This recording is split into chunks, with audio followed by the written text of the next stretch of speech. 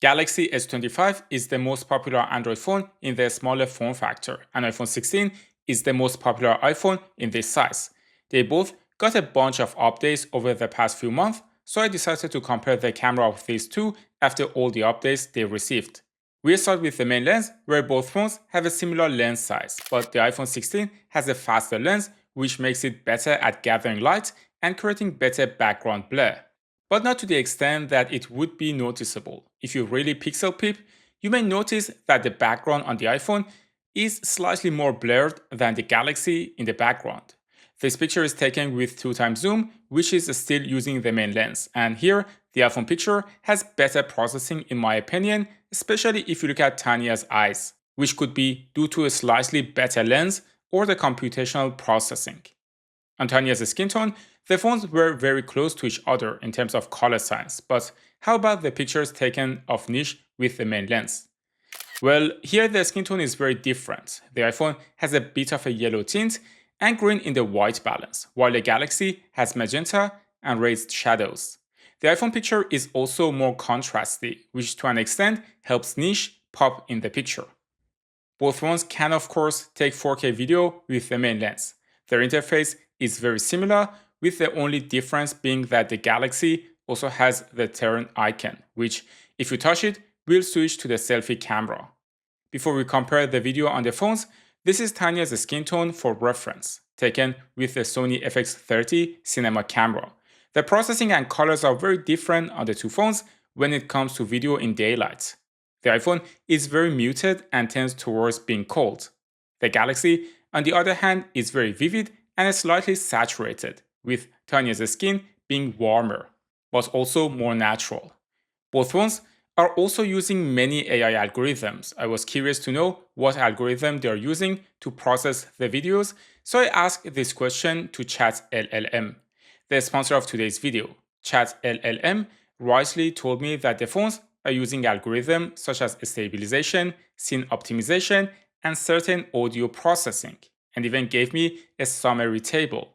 The reason the answer is so complete is that ChatLLM combines the best and latest AI models, including GPT 4.1 mini, Claude Sonnet 4, DeepSeek, Grok 3, ChatGPT o4 mini, and many more.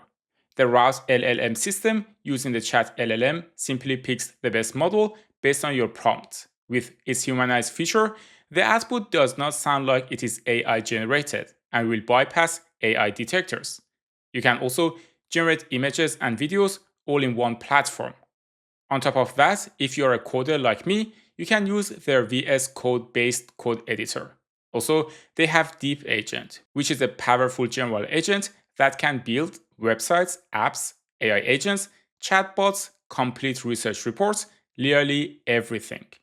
What is amazing is that all of it is just $10 a month, way more affordable than paying for each AI tool separately. Visit chatllm.abacus.ai or click the link in the description to try it. Thanks to ChatLLM for sponsoring this video. The Galaxy S25 also offers 8K, but the iPhone 16 doesn't. But there is a caveat. My experience with 8K video is not great on the Galaxy. You see a lot of noise and too much sharpening. I personally try to actively avoid shooting in 8K on this phone. One of the main differences between these two compact phones is that the Galaxy S25 has a 3x telephoto sensor, while the iPhone 16 does not. That means you're going to get a much sharper and optically better picture with 3x zoom, as you can see in this picture. The iPhone doesn't do a bad job though, and you could argue it is keeping up with the Galaxy well. There are even situations like this one where the iPhone picture is better than the Galaxy, even at 3x zoom.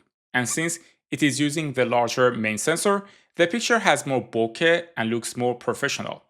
And that's true for taking videos at 4K under 3x zoom, where the Galaxy is using the optical telephoto lens, while the iPhone is relying on computational photography and videography. The iPhone will create more background separation since it is cropping with the main lens, but the Galaxy gives you more dynamic range and also optical quality.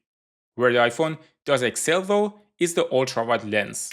The iPhone is going to have more detail on the ultrawide lens compared to the Galaxy, even though the Galaxy is keeping up well, in this case by using smoothing and other algorithms.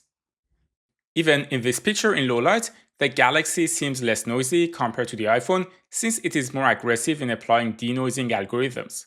The iPhone 16 ultra-wide lens can take macro shots, while the S25 cannot.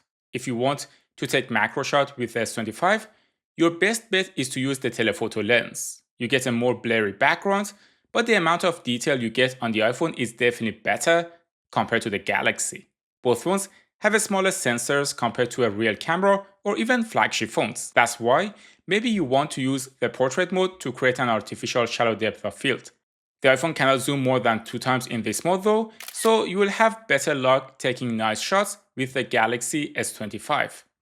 In terms of processing the portrait shots, the iPhone does a slightly better job here, and as you can see, the hair on Tanya is being cut on the Galaxy S25. Both phones can also blur the background while taking a video with the iPhone 16 using cinematic mode and the Galaxy S25 using portrait video mode. They are both doing quite well focusing on Tanya and blurring the background. The processing isn't that different when it comes to handling hair, but the skin tone differs again. The iPhone 16 is a bit greenish while the Galaxy leans more towards magenta. The reality is somewhere between the two. Let's test the selfie camera next together with the microphone quality. So now we are testing the selfie camera. We have Nish in the background. Thank you, Nish. Hey. This is Mo. And also on the Galaxy, you see another frame because I'm on the dual recording mode, which is very unique to Galaxy. So you can also see Tanya in the frame. But on the iPhone, you cannot see Tanya. So Galaxy is better. Generally speaking, the Galaxy S25 offers more features in the camera app compared to the iPhone. For example, if you're a creator, you can use the log format. Log is a color profile that looks dull, but you can later color grade it and add colors however you want. For example, here I'm color grading the video to give it a bit of a retro and filmic look with warm colors to represent the golden hour. The log simply gives me the flexibility to achieve this look. When it comes to pictures though, the iPhone is not limited and it has all types of filters and undertones that you can define to give your pictures a unique look. The same goes for the Galaxy with the new filter system that you can apply to your images. I generally enjoy using these filters from time to time because it is not like I always have time to edit the pictures in Lightroom, and sometimes a quick snap with filters will do just fine. For low light photos and moving subjects, the motion blur on both of them is more or less the same, and I don't see a major difference in the pictures here. Maybe the Galaxy is slightly better. The optical quality is also comparable if you look at these two pictures, but processing is not the same. The iPhone here is warmer and does less smoothing on the skin, while the Galaxy is applying a lot of smoothing and denoising. Generally, I think it is a bit overdone and it is really okay to have a bit of noise. For video in low light, the iPhone is doing a good job, but the video is very cold and has a lot of greens in the white balance. The skin tone on the Galaxy S25 is more natural in my opinion and more alive, but maybe the exposure is a bit too high, especially since this video was taken almost at night. When it comes to video with 3x zoom, the iPhone is using the main lens, while the Galaxy is using the 3x telephoto lens. I should say that the iPhone video is cleaner though, and in low light, having the smallest sensor on the telephoto lens on the Galaxy is not helping the cause at all. Overall, I would not say either of these phones has a total victory over the other one when it comes to the camera. The iPhone 16 has a better ultra-wide camera that can also take macro shots. The main lens is almost on par, and it is more of a personal opinion on which one is doing better processing. The telephoto lens on the Galaxy makes it a better choice for zoom pictures, and the Galaxy also gives a lot more software features like log and dual camera mode. You can also take a look at other options like Xiaomi and Pixel. If you want to see a comparison of Galaxy S25 versus iPhone 16 Pro, Xiaomi 15 and Pixel 9 Pro, you can watch this video next. Thanks for tuning into Techmo, and I will see you in the next one.